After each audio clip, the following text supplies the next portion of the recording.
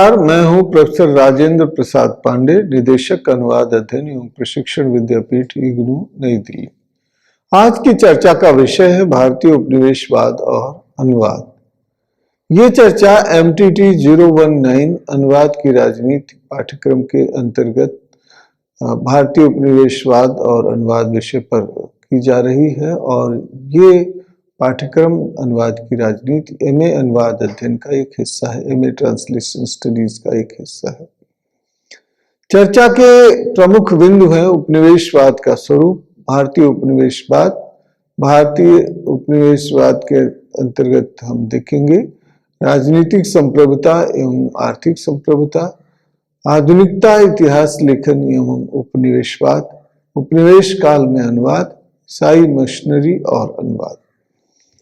तो इन प्रमुख बिंदुओं पर हम चर्चा करके जानने की कोशिश करेंगे कि अनुवाद की राजनीति, जिसे पॉलिटिक्स ऑफ ट्रांसलेशन के रूप में हम जानते हैं, उसके अंतर्गत जो इंडियन कॉलोनियल स्ट्रक्चर है, भारतीय औपनिवेशिक परिप्रेक्ष्य है, उसमें अनुवाद की क्या स्थिति थी, क्या सिचुएटिंग, साइटिंग ट्रांसलेशन और फिर लोकेटिंग ट्रांसलेशन और एंड एक्ट ऑफ ट्रांसलेशन, इसको समझने की, जानने की कोशिश करते हैं। तो चर्चा आरंभ करते हैं। चर्चा का पहला बिंदु है उपनिवेशवाद का स्वरूप। जब हम उपनिवेशवाद की बात करते हैं उसका अर्थ है कॉलोनियलिज्म। तो कॉलोनियलिज्म की जब बात करते हैं तो उसमें 4-5 शब्द महत्वपूर्ण है। एक तो सबसे बड़ी बात यह है कि उपनिवेश यानी कॉलोनी क्या है, कॉलोनाइजर क्या है, कॉलोनाइजर यानी उपनिवेशक कौन से है, फिर उपनिवेशित कौन है, हु आर कॉलोनाइज्ड और रूल्ड। ये बातें, इसके अलावा हम कॉलोनी और कैपिटल इन सब के रूप में भी जानते थे। जैसे ब्रिटेन हमारी पृष्ठभूमि थी, राजधानी के रूप में जानी जाती थी, हम लोग कॉलोनी के रूप में जाने जाते थे।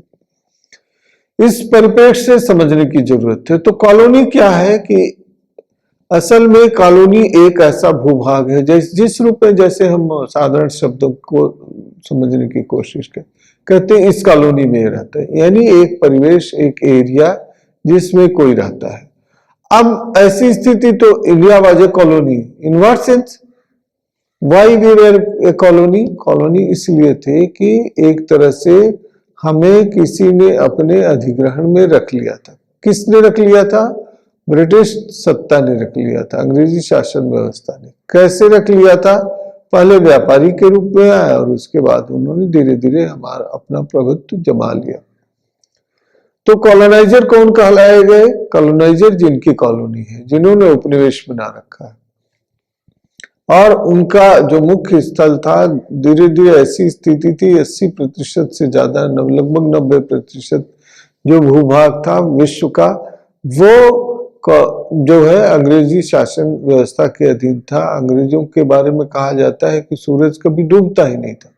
What does it mean? इसका अर्थ ये है कि उनका देश के अनेक भूभागों पर आधिपत्य था, शासन था उनका। जैसे मैंने बताया 85% के आसपास जो देश हैं वो उनकी कॉलोनी, उनके उपनिवेश बन करके रह गए थे। तो जैसा माना जाता है कि कुछ देशों में सूरज जब निकलता है, यानी जहां कुछ दिन, इस समय जैसे भारत में दिन है तो अमेरिका में इस समय रात है, लेकिन ऐसा समय भी आया था कि अंग्रेजी शासन व्यवस्था के तहत अमेरिका भी उनकी कॉलोनी थी। तो लगभग कोई देश नहीं बचा ऐसा दुनिया का जो उनके अधीन नहीं था, एक कुछ अपवादों को छोड़ करके।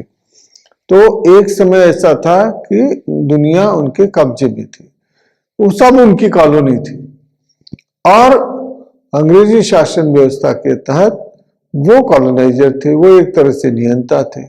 हम लोग नियंत्रित थे, कॉलोनाइज्ड थे, वी वेर रूल्ड।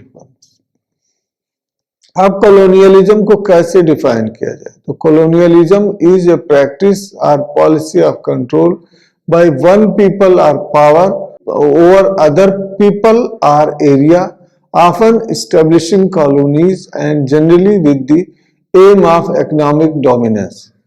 तो इसको समझने की कोशिश करें कि कॉलोनियलिज्म को यानी उपनिवेशवाद को किस रूप में परिभाषित किया जाता है। तो कॉलोनियलिज्म इज ए प्रैक्टिस, एक ये व्यवहार है, एक तरह की प्रक्रिया है। तो कॉलोनियलिज्म यानी उपनिवेशवाद एक व्यवहार है या एक नीति है। किस तरह की पॉलिसी, प्रैक्टिस और policy of control by one people और पावर, किसी व्यक्ति या सत्ता द्वारा किसी अन्य व्यक्ति या सत्ता पर या उस अन्य क्षेत्र पर नियंत्रण रखना उसकी एक प्रवृत्ति है, उसका एक व्यवहार है या उसकी एक नीति है। ऐसे कैसे होता? ऑफन इस्टेब्लिशिंग कॉलोनीज, प्राय जो कॉलोनीज बनाई जाती है, उपनिवेश बनाए जाते हैं, उसके माध्यम से and generally with the aim of economic dominance, और मुख्यतः उनका उद्देश्य होता है कि आर्थिक आधिपत्य बना रहे, आर्थिक आधिपत्य बनाने की कोशिश चलती ही, इस दृष्टि से कॉलोनी बनाने की बात चलती है। अब हम ध्यान दें कि कॉलोनी जब हम थे तो कहां से शुरुआत हुई। जैसा हम जानते हैं कि ईस्ट इंडिया कंपनी की स्थापना 1600 ईस्वी में हुई और वहीं से आधिपत्य हुआ और वहां से हम धीरे धीरे नियंत्रित होते चले गए। तो यानी व्यापारी के रूप में वाय और आर्थिक आधिपत्य बनाने के साथ साथ वे राजनीतिक, सामाजिक, सांस्कृतिक आधिपत्य भी बनाते चले गए।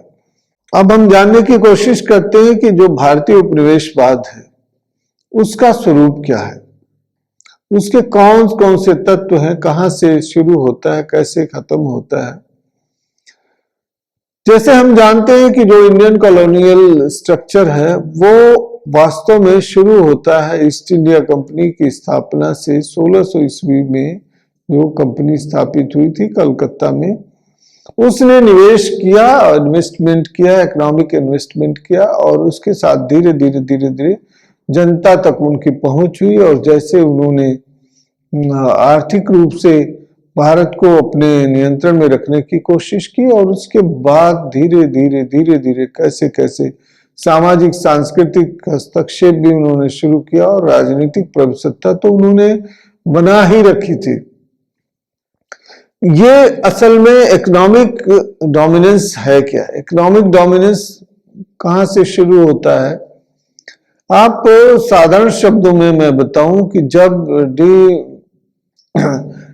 इन्वेस्टमेंट की जब हम बात करते हैं या एक तरह से डिसइन्वेस्टमेंट की बात करते हैं, तो डिसइन्वेस्टमेंट का मतलब होता है कि दूसरे लोगों को भी इन्वेस्ट करने की छूट देना।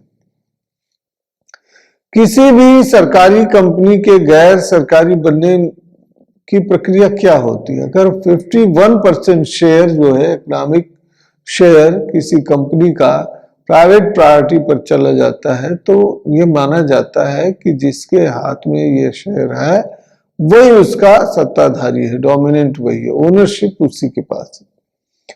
1600 ईस्वी में कलकत्ता में ईस्ट इंडिया कंपनी की स्थापना हुई थी और आप लोग जानते हैं कि भारत एक ऐसी जगह थी जहां बहुत संपदा, जहां बहुत साधन थे, संसाधन थे और उस समय कोशिश ये होती कि यहाँ आकर के व्यापार किए जाए। भारत भी व्यापार करने जाता था, तो व्यापार की परंपरा तो बहुत पहले से थी, लेकिन एक मोटिवेशनल प्लान था। उनका स्वदेश्य एक प्रेरक तरीके से किया गया प्रयास था।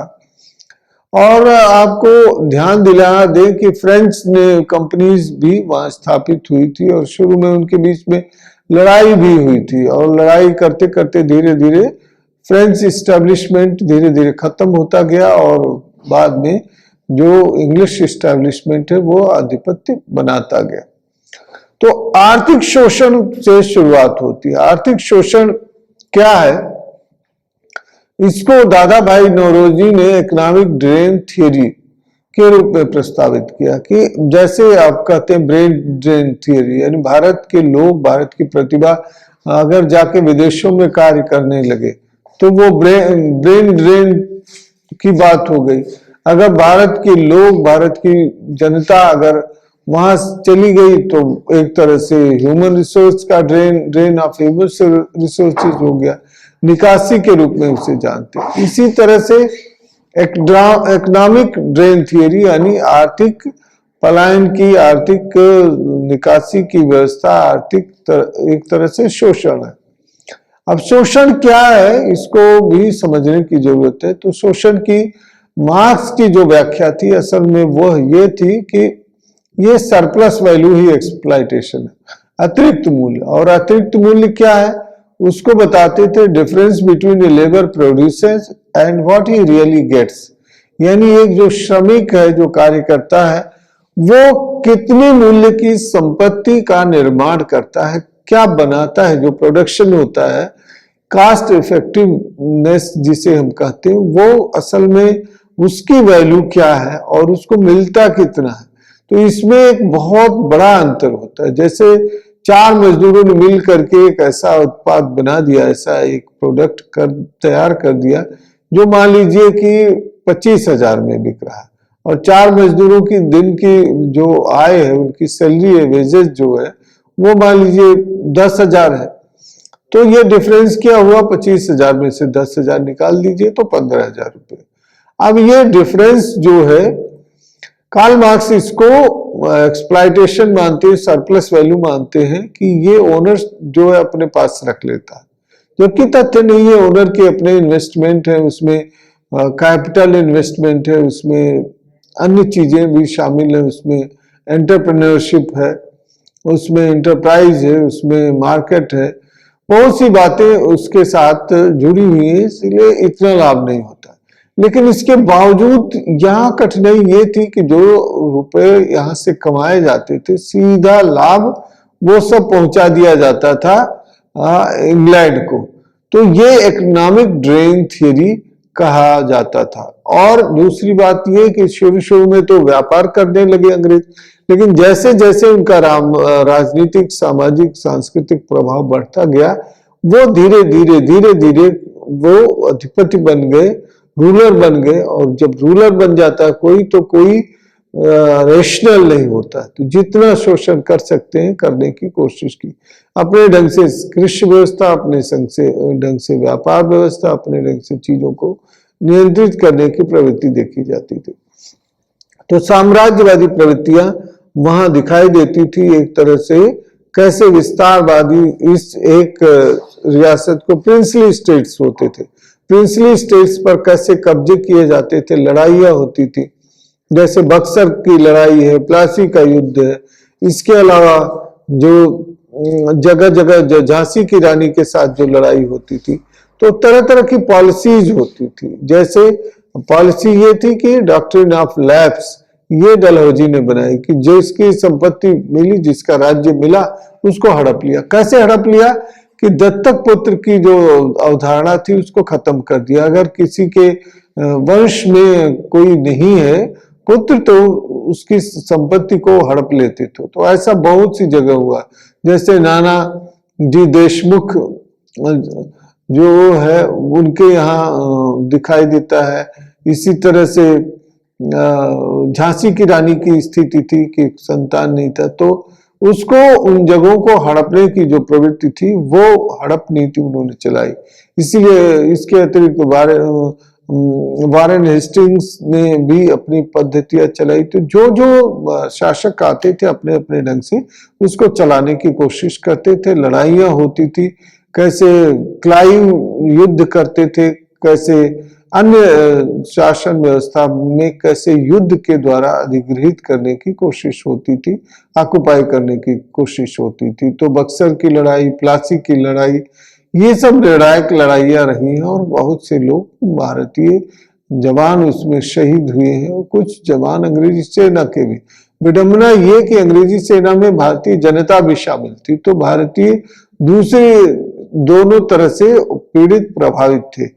एक तो ये कि भारतीय सेना के उस समय के जो जवान थे, जो अंग्रेजी शासन प्रणाली के तहत काम करते थे, वे अपनी ही जनता के ऊपर आक्रमण करते थे। ये बहुत विडंबनापूर्ण स्थितियां थी। और जो स्वाधीनता के आंदोलन चले, जिसमें मंगल पांडे, कुंवर वीर सिंह, ये सब दिखाई देते हैं। इसके अलावा शिवाजी इत्यादि के दौर की बात तो पुरानी हो चुकी थी। टीपू सुल्तान भी अंग्रेजों से लड़े थे, लेकिन उस दौर में अन्य बातें भी महत्वपूर्ण है। तो कैसे टीपू सुल्तान से लेकर के और कैसे जो है विभिन्न राज्यों के अवध के जो नवाब थे वो भी लड़ाई लड़े, लेकिन कैसे कुछ समर्पित हुए, कुछ त्याग दिए और कैसे कुछ सरेंडर करके, ये रोचक इतिहास का अध्ययन का विषय, इसको समझने की जरूरत है।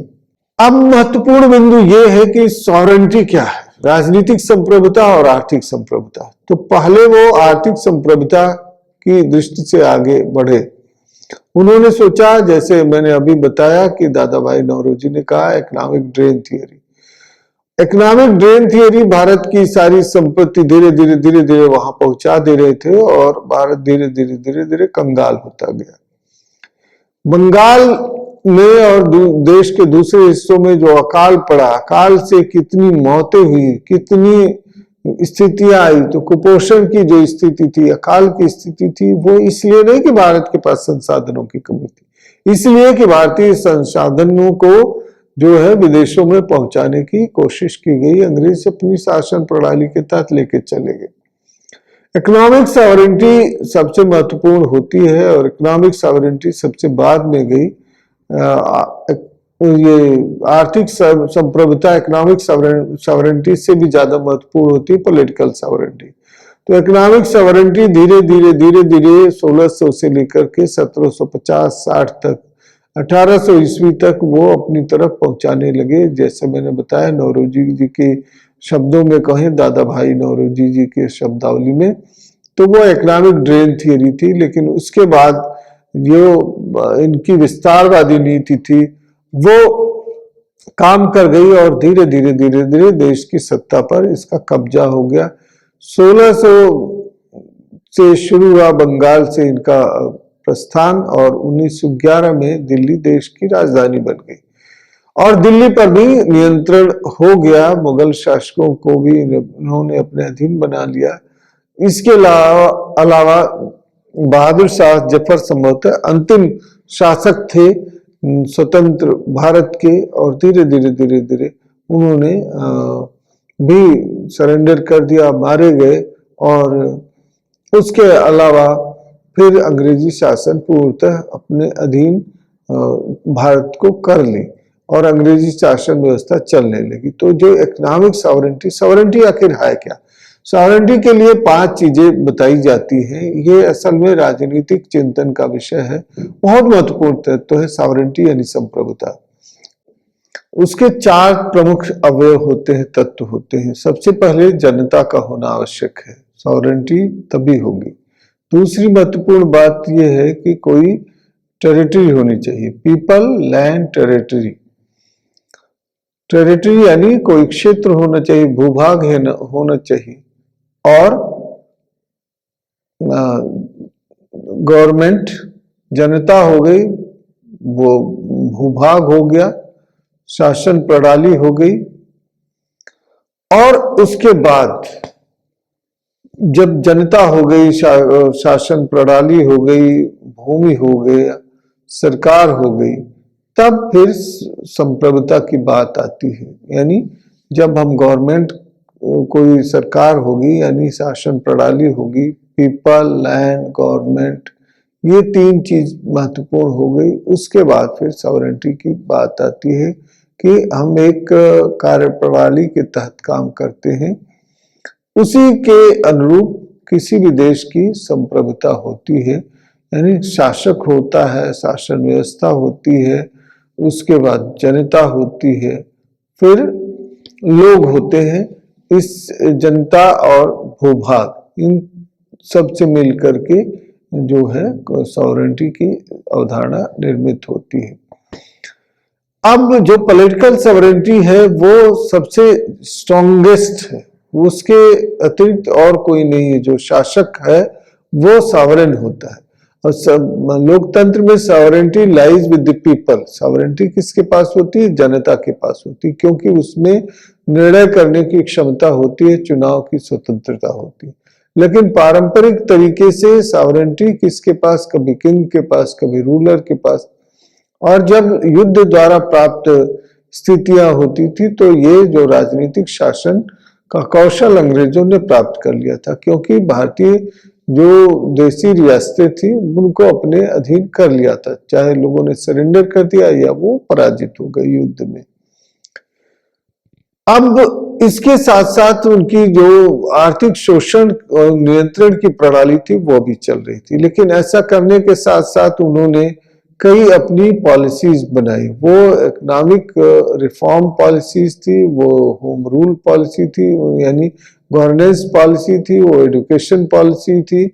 तो वो सिस्टमेटिक तरीका था जिसके तहत कमोवेश हम चल रहे हैं। जैसे मैंने बताया था, गवर्नमेंट ऑफ इंडिया एक्ट 1935, उसके तहत जो कानून बनाया गया भारत के संविधान में स्वतंत्रता के बाद भी उसके बहुत से हिस्से को जोड़ लिया गया, उसका अधिकांश हिस्सा जोड़ लिया गया और थोड़े बहुत परिवर्तन के बाद आज भी वैसे कार्य है। जैसे पुलिस एक्ट है, जैसे जुडिशरी है, जैसे ब्यूरोक्रेसी है, जैसे पार्लियामेंट्री सिस्टम है हमारा, ये वेस्टमिनिस्टर सिस्टम के तहत ही कार्य करता है। चुनाव प्रणाली है, बहुत सी चीजों का व्यापक हिस्सा कमोवेश थोड़े बहुत रद्दोबदल के साथ हमने अपना लिया है।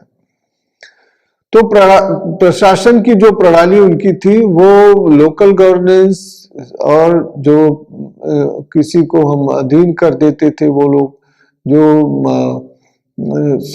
राजस्व प्रणाली थी वो भी अलग अलग थी, कैसे संचालन की नीतियां थी, कैसे रेवेन्यू जनरेशन की सिस्टम थे, इन सब को समझने की जरूरत है।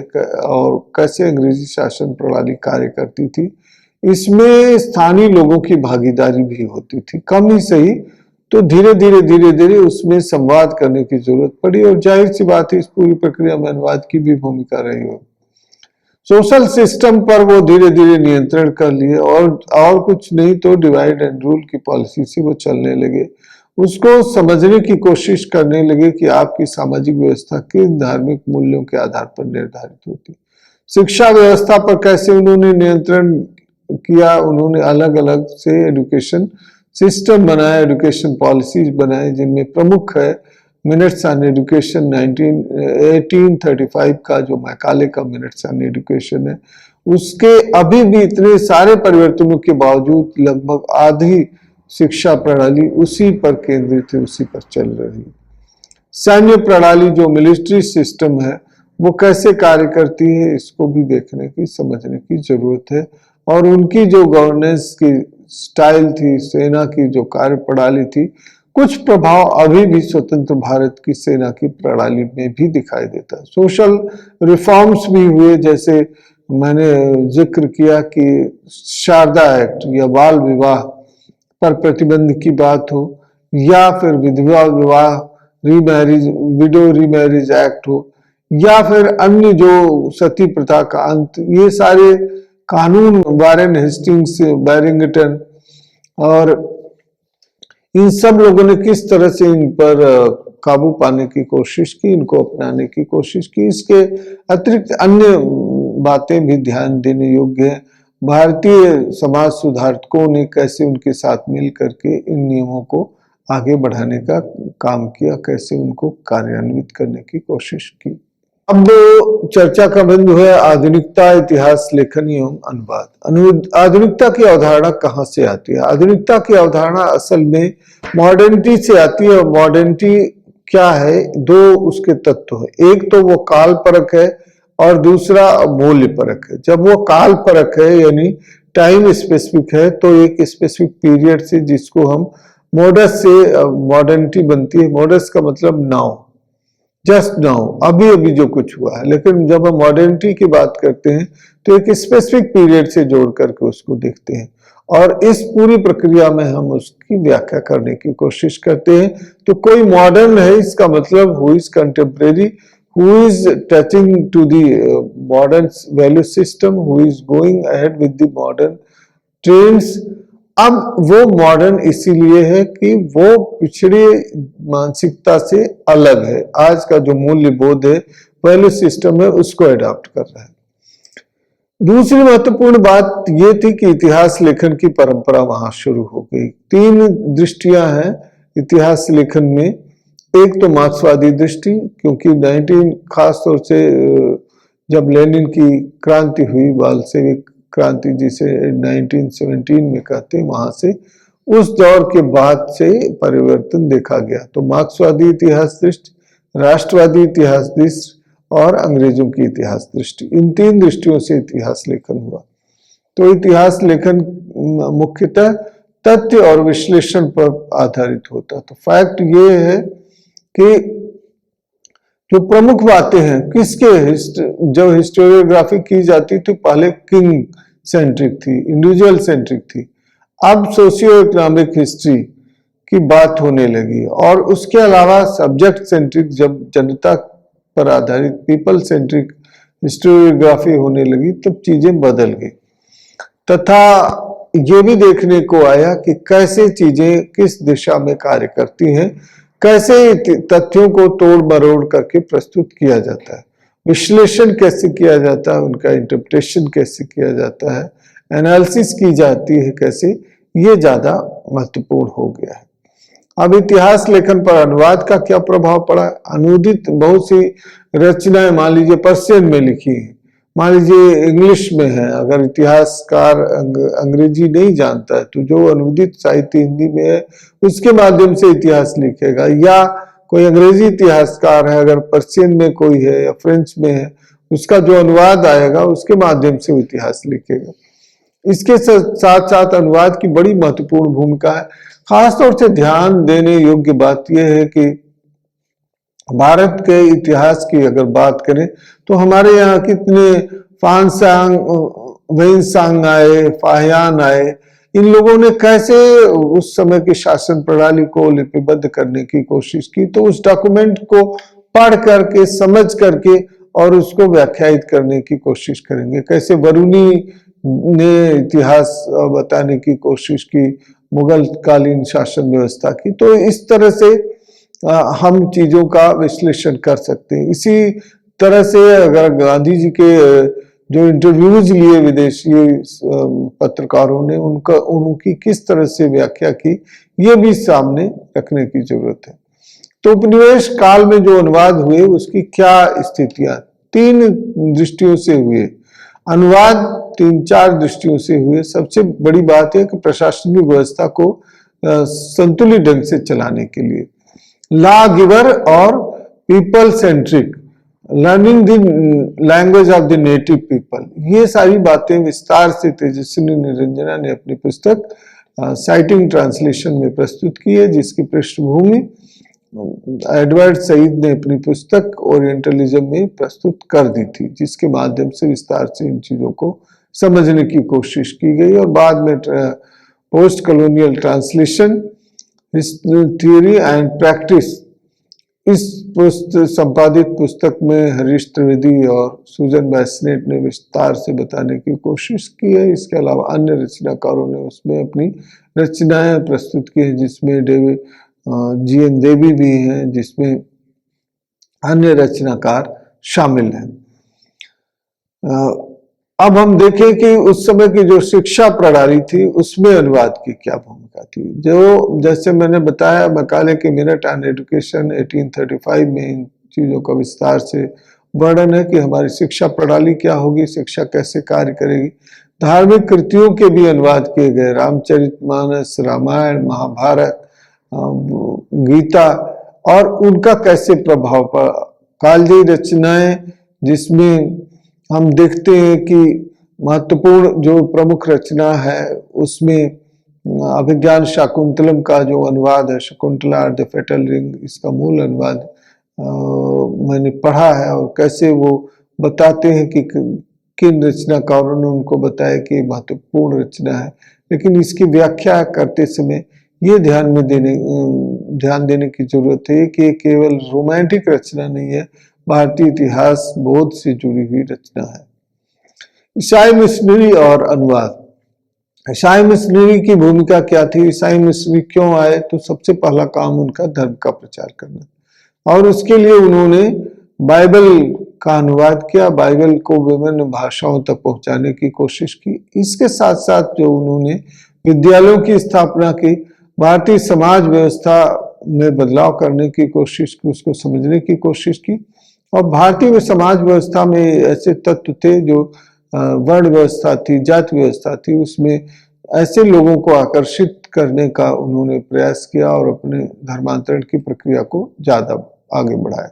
तो इस दृष्टि से देखते हैं कि किस तरह से भारतीय उपनिवेशवाद में अनुवाद की क्या भूमिका थी, प्रणाली में, शिक्षा प्रणाली में, प्रशासन में अप्रोप्रिएशन कैसे किया गया और उसको कैसे अपने ढंग से अपनाने की कोशिश की गई, कैसे उसकी मनमानी व्याख्या की गई, कैसे उसको अपने ढंग से संप्रेषित करने की कोशिश की गई, कैसे अपने अनुकूल बनाने की कोशिश की गई, और कैसे ये रूलर्स लैंग्वेज बनकर के translation was used as weapon और means of colonisation.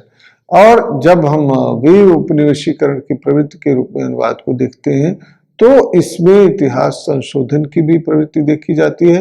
And translation is now being used as process and component of rather means of decolonisation. इस दृष्टि से देखें तो अनुवाद असल में सत्ता योजना के साथ जुड़ करके कार्य करने की प्रवृत्ति रखता है, या उसका संयोजन निरूपण किया गया, उस दृष्टि से उसका अप्रोप्रिएशन किया गया। इस दृष्टि से अनुवाद को समझने के लिए उस दौर की इतिहास की पृष्ठभूमि, सांस्कृतिक पृष्ठभूमि को भी समझना जरूरी है। आशा है ये चर्चा आपके लिए उपयोगी रही होगी। आपने ध्यानपूर्वक सुना, आपका विशेष रूप से धन्यवाद।